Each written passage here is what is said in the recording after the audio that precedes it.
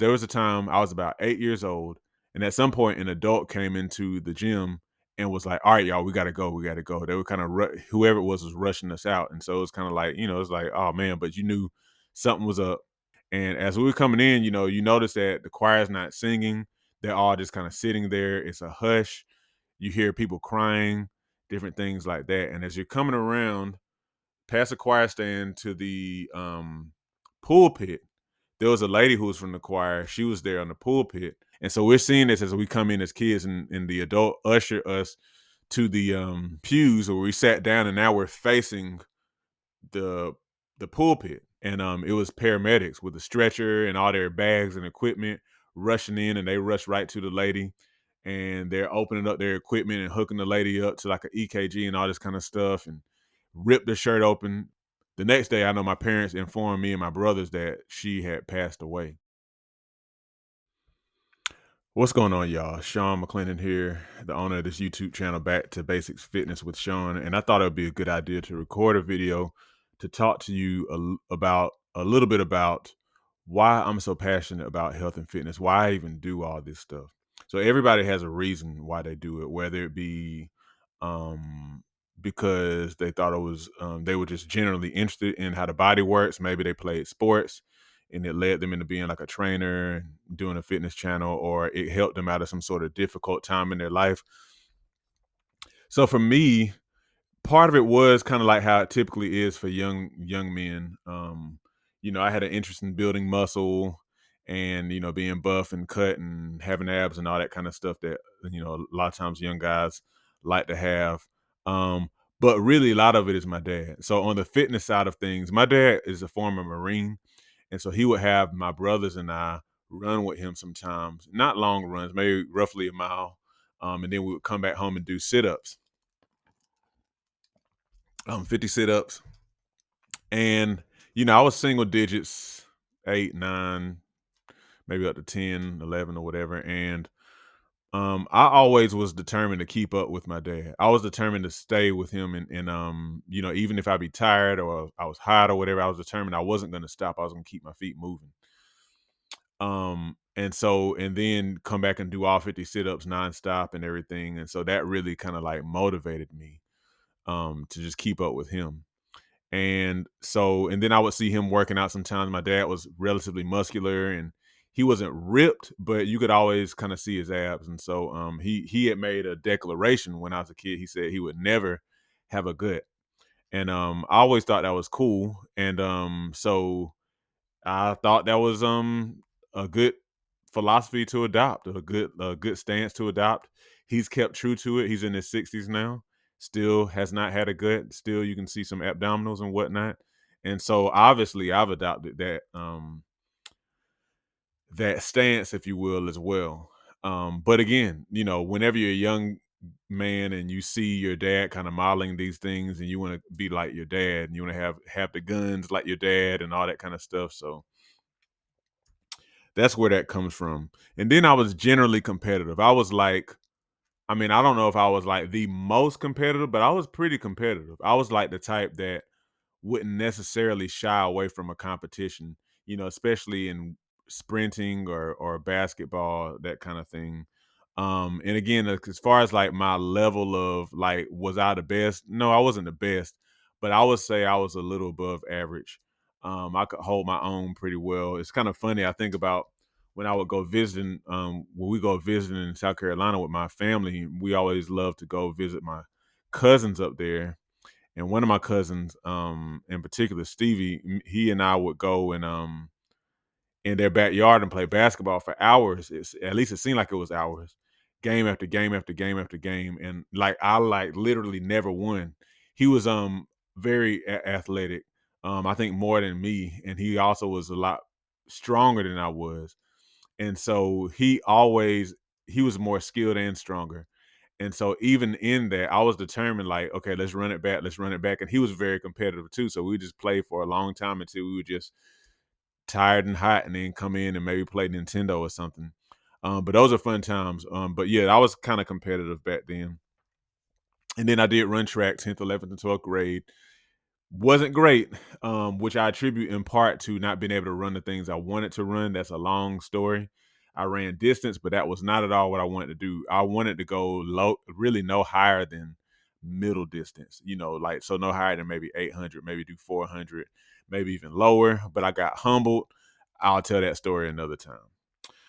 Um, and then my twin brother and I, we would work out a lot together, and he and I, a lot of times, when we were still with my parents as teenagers, we would go to Barnes and Noble, and they would go and look at books to read or buy or whatever. And me and my brother would go to the magazine section to look at the muscle magazines, And so you see, like the Kevin Larones and the Ronnie Colemans and Jay Cutlers and Gunther. I don't know how that guy's last name is pronounced, but he's a German bodybuilder. But anyway, all those guys on the front having the huge muscles. And so we would read their workout plans and develop our own workout plans and then redo our workout plans because we were like, oh, okay, we should do this because that's what Ronnie was doing. And just kind of revising plans again and again.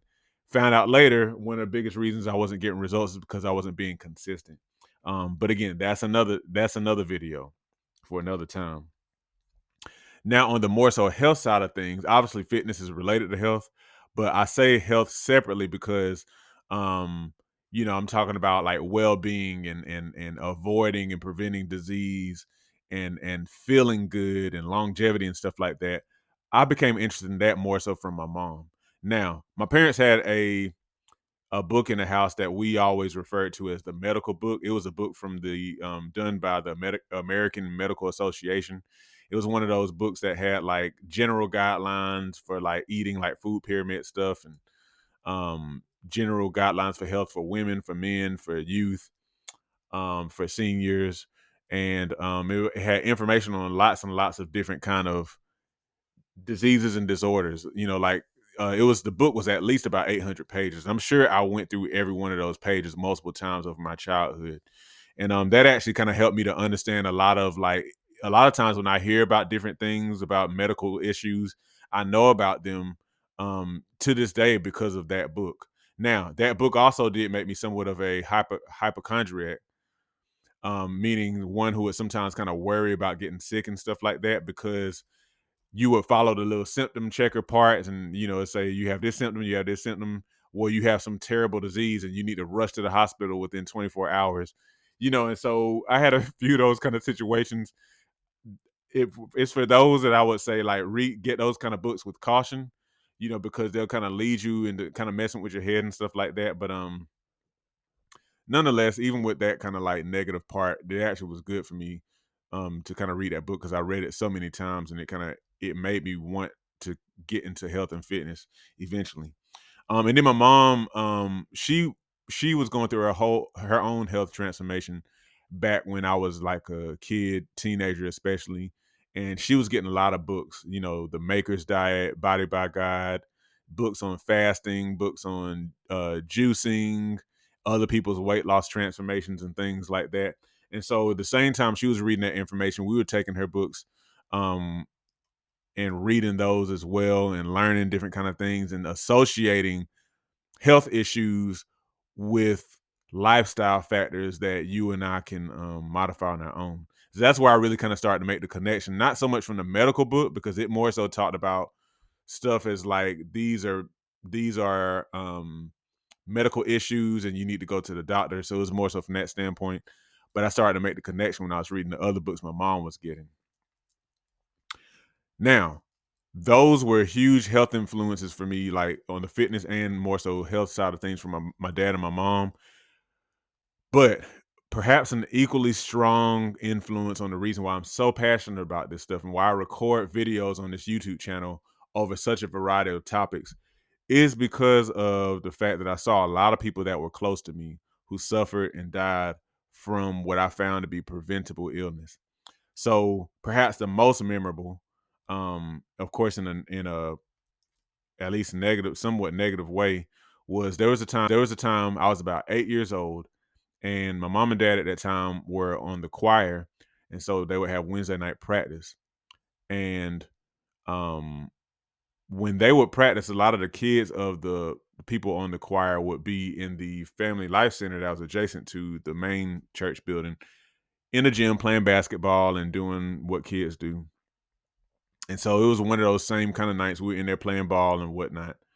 And at some point, an adult came into the gym and was like, "All right, y'all, we gotta go. We gotta go." They were kind of whoever it was rushing us out, and so it was kind of like, it's like, "Oh man," but you knew something was up, so we just kind of dropped our balls or put them up in the back room and went ahead and came out and followed the adult from the Family Life Center over to the main building, and we entered into the sanctuary where the choir was rehearsing. And the way we entered the sanctuary was through doors that were right there adjacent to the choir stand, if you will. And as we were coming in, you notice that the choir's not singing. They're all just kind of sitting there. It's a hush. You hear people crying, different things like that. And as you're coming around past the choir stand to the pulpit, there was a lady who was from the choir. She was there on the pulpit. Apparently, a lot of times whenever they were rehearsing, they would come over to the pulpit um to practice leading the song while they were getting instructions from the choir director. And that's where that lady was, except she was laying on the ground, flat, eyes closed, just not doing anything. And so we're seeing this as we come in as kids, and the adult usher us to the pews where we sat down, and now we're facing the pulpit and seeing this lady sitting, laying there. And of course I knew her name and all that kind of stuff, which I wouldn't dare share that here now. But it was weird. So it's like this lady is just there, laying there, not doing anything. So obviously something's very wrong.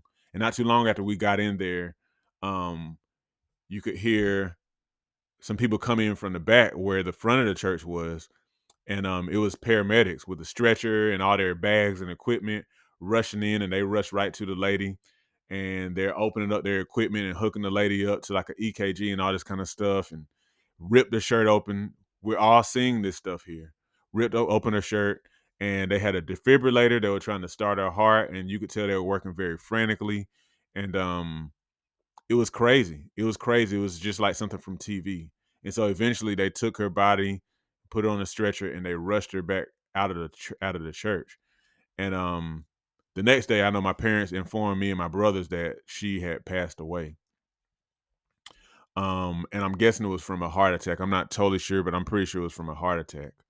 I also found out a few years later another person who was like over our kitchen ministry at the church. He he passed away from a heart attack, and he passed away right in front of our pastor. That's not something that I saw with my own eyes, but I heard about it, that he passed away at the church in front of our pastor, then. And, it was things like that. And I can fast forward years later when I was at a church that my own father was pastoring, and knowing of a lady who was getting multiple amputations due to diabetes complications.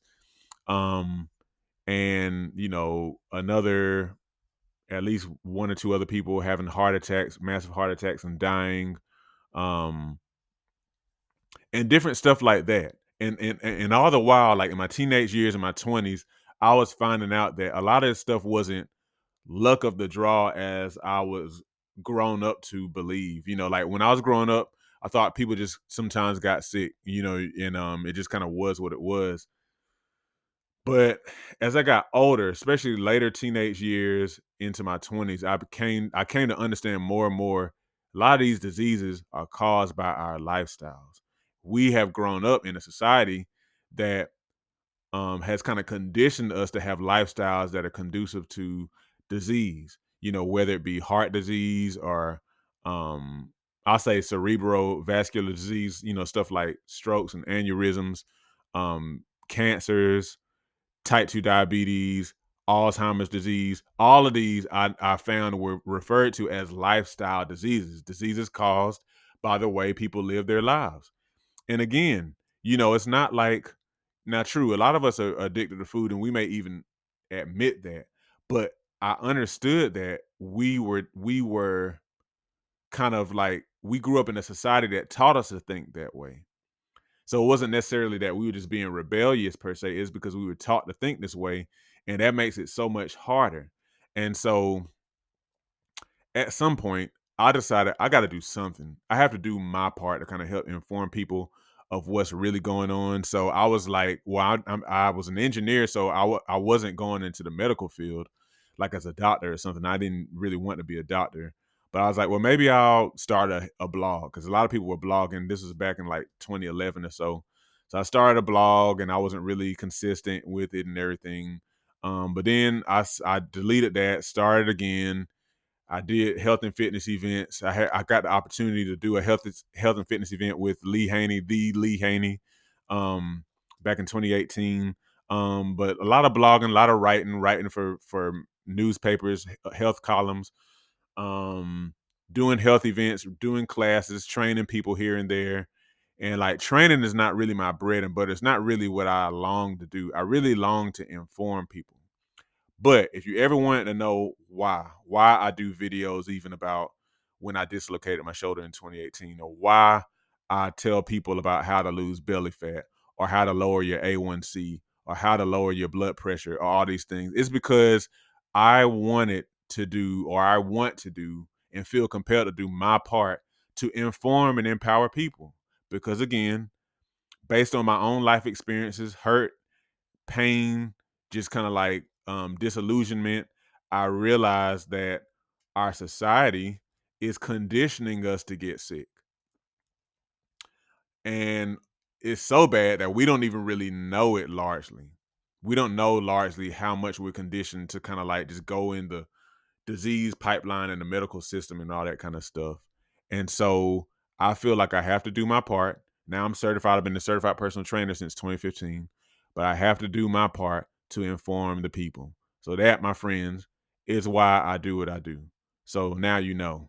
Okay. So um I want to empower you.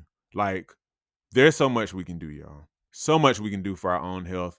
And that's why I still record videos, even though this has not been like a lucrative kind of thing for me, and my channel's not necessarily, it's not monetized yet and whatnot. I do it because I feel like I have to. And I want to be a voice for you. So hopefully this even inspires you in your own life in some sort of way. I hope you'll stick around, that you'll like this video, that you will subscribe to this YouTube channel, that you'll share this video with somebody, because this stuff is real. You know, don't kick the can with your health. Don't take it for granted. Like it just is going to happen. You have to be intentional about it. That's what I'm telling you to do, and that's why I continue to do this channel um, to this day, because I want to empower people like you to be intentional and to take control of your own health. And like I always say, your doctor is not responsible for your health. You are. So always remember that, okay? You're the one that's responsible. Be blessed. If you like this content, you might also be interested in one of my books. Learn how you can take steps literally today to successfully manage, control, and overcome common issues such as high blood pressure, diabetes, and belly fat. It's all about putting power back in your hands to improve your own health. Get your book copy today by the links in the description or by visiting seanmcclennan.com/books. Also, don't forget, hit the like button and subscribe, and join my email list at seanmcclennan.com/subscribe.